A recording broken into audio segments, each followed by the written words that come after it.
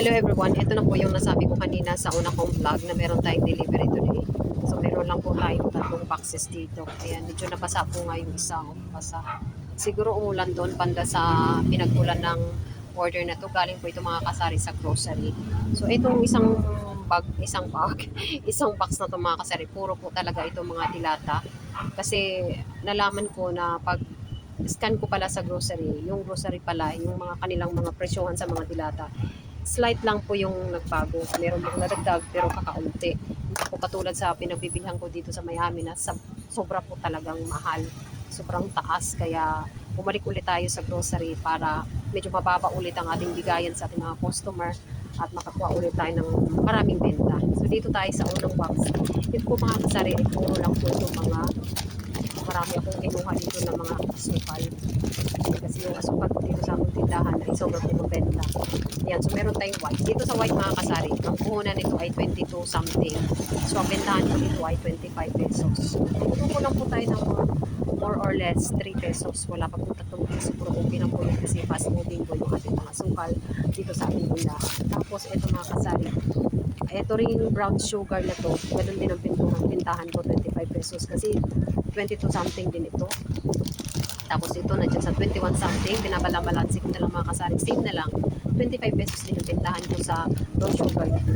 Tapos kung kanina ko may mga 1 half to mga kasari at may mga 1 kilo. So, ayan. Ang gusto ko kasi kung order doon dyan sa grocery na yan is yung kanilang asukal kasi magandang packaging, malinis, magandang ang dating sa ating mga customer. Kaya maraming asukal ito mga kasari. I think kumuha ko dito ng white na 10 pieces. Tapos ito naman ay 10 pieces. Tapos itong brown na to ay another 10 pesos. 10 pieces din. Tapos meron pa tayo dito mga tagi-1 kilo din. Sinigitan din nila lang mga tumas. Kasi yung tumas natin sa ating stand ay kakaunti na lang din. Itong mga tumas mga kasari ay nandyan sa 38 something ang puhunan. Bentahan ko dito ay 45 pesos. 45 yung bentahan ko dyan sa mga tumas na 40. Pero hindi na ako nakuha mga kasari ng mga tumas na per pound. Ito pala yung tagi-1 kilo. Ayan. Tapos, dito, mahabol ako ng ganito kasi konti na lang yung nasa lalagyan natin.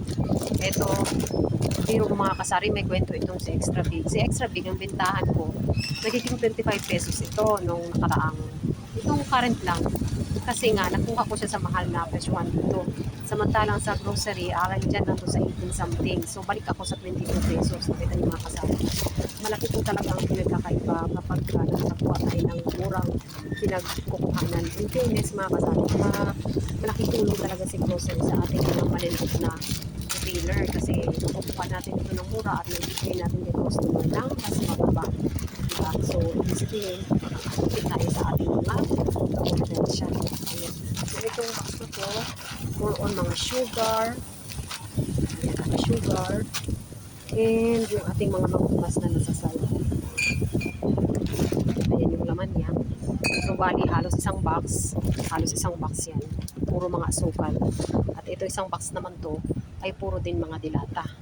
At dito, kabilang box, ayan, meron tayo dito puti na patis flavor. Bentahan ko nito mga kasari ay 22 pesos. Nag-18 something to eh. Andyan sa 18 pesos. So, 22 ang bentahan ko dyan. Na nahalo ko pala dito ang sukal. Tapos, ito talaga may kwento rin ako dito sa inyo mga kasari. Ang aking tang. Yung si tang, hindi ko pala rin nagbabago kay grocery.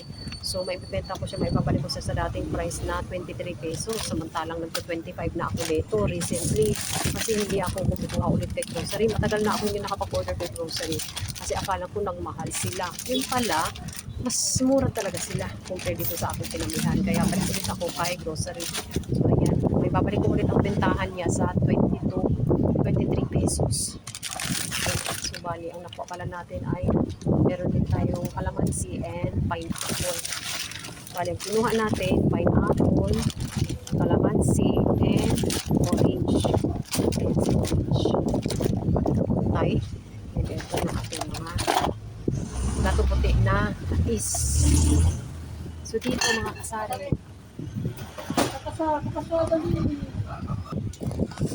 So, dito naman mga kasari sa kabilang box.